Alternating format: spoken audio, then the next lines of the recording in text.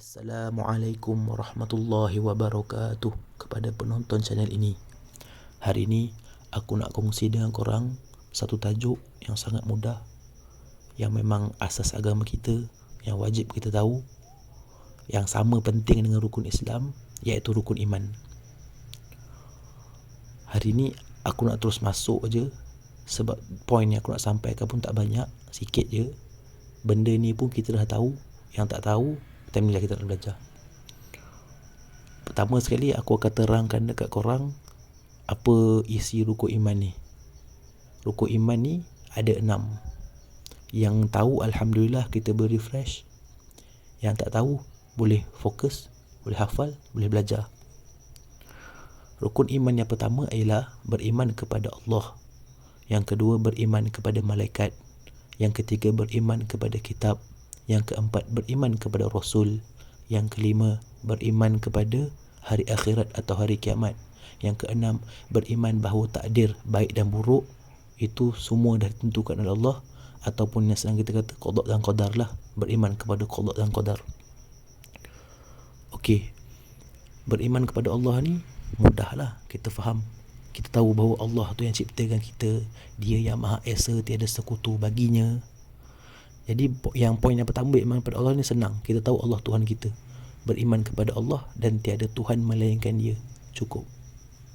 Ni apa orang cakap, basic understanding lah yang kita kena terapkan. Sebab nak cerita dalam pun aku bukanlah pandai pun kan. Okey. Yang kedua pula beriman kepada malaikat. Kita wajib beriman kepada kewujudan malaikat ni, benda yang dia orang buat, sebab memang ada dalam Quran, ada dalam hadis. Banyak juga antara hadis-hadis kita ni hadis Jibril contohnya. Antara yang cerita tentang rukun iman ni hadis Jibril lah kalau aku tak silap. Nanti hujung video ni aku akan letak kat korang hadis yang berkenaan tentang tajuk hari ni kan, tentang rukun iman. Dan kita juga wajib percaya yang malaikat ni memang dia makhluk Allah yang memang wujud. Kita tak boleh nak nafikan kewujudan dia. Kalau kita nafikan, memang runtuhlah kita punya keimanan. Walaupun kita dah percaya lagi 5 tu, yang ni tak percaya, memang fail. Okey. Yang ketiga pula beriman kepada kitab. Kita wajib beriman kepada semua kitab yang pernah diturunkan oleh Allah kepada rasul-rasul dia. Kita umat Nabi Muhammad, kita ada Al-Quran.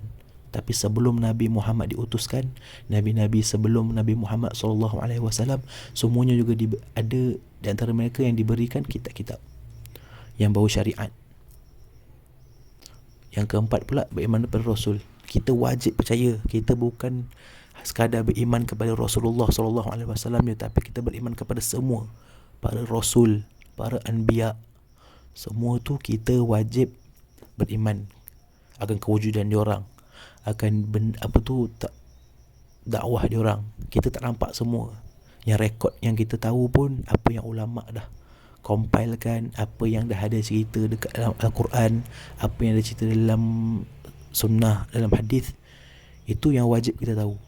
Yang tak wajib kita tahu adalah benda yang selain daripada itu. Tapi kita wajib tahu secara umum, wajib beriman secara umum yang semua Nabi ni memang wujud, memang ada, dan diorang telah melakukan tugas diorang. Memang dah berlaku lah, memang senang cerita kat situ. Lepas tu beriman kepada hari kiamat, beriman kepada hari akhirat. Ni wajib kita tahu. Kita wajib tahu wajib kita imani bahawa kita semua akan mati.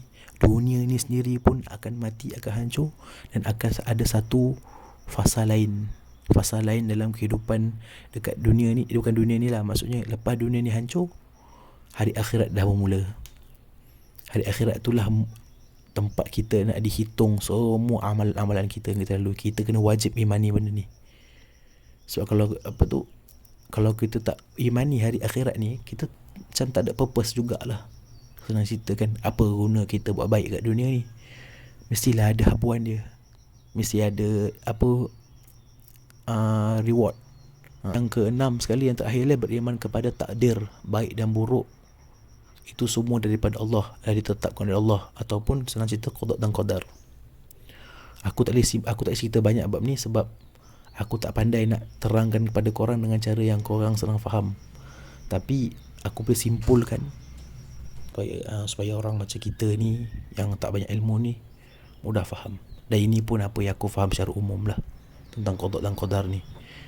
Semua benda yang baik yang berlaku dalam hidup kita ni, benda yang kita dapat, harta kita, contoh dapat naik pangkat, dapat anak, apa lagi, dapat phone baru, ni dunia lah kan. Lepas tu kita dapat melaksanakan solat dengan mudah, kita dapat istiqamah, banyak kebaikan yang kita dapat.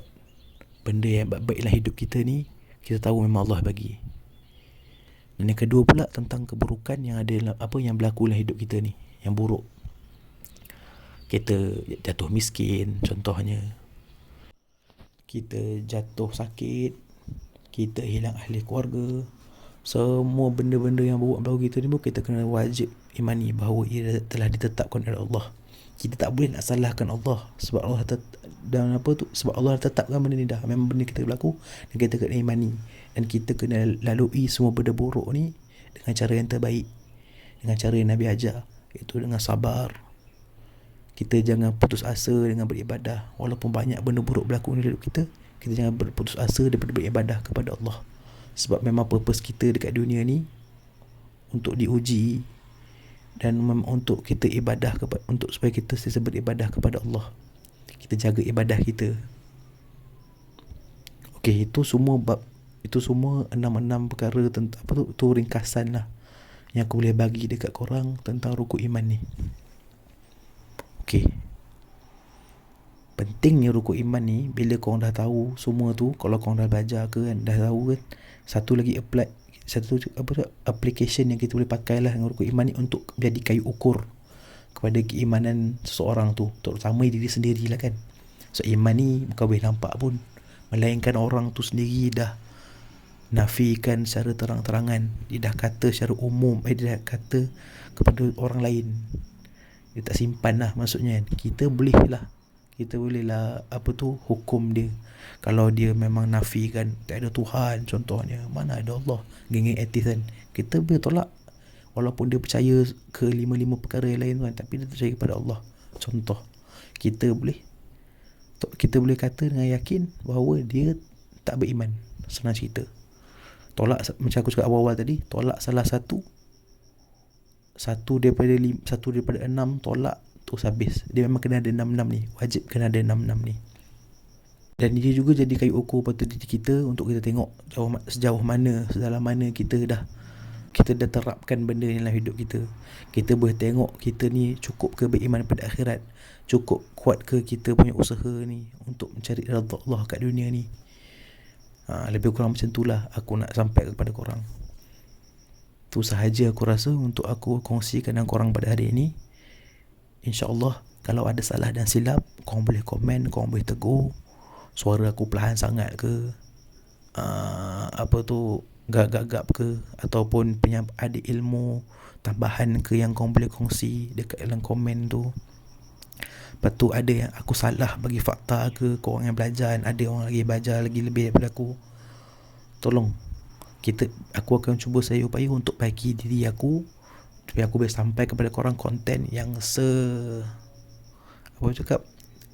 yang paling pure lah, yang paling tulen, yang paling bersih. Sebab aku tak nak benda ni bila aku dah share, dan kalau benda ni salah, dia punya consequences tu memang agak besar jugalah kan untuk aku ni, sebab aku dah sampai korang pada benda yang salah. Jadi kita sama-sama tegur. Okay, itu sahaja. Kalau korang enjoy video ni, enjoy aku punya cara penyampaian ni, subscribe. Korang boleh share kalau korang nak, korang boleh like. InsyaAllah kita akan jumpa dalam video hadapan. Assalamualaikum warahmatullahi wabarakatuh.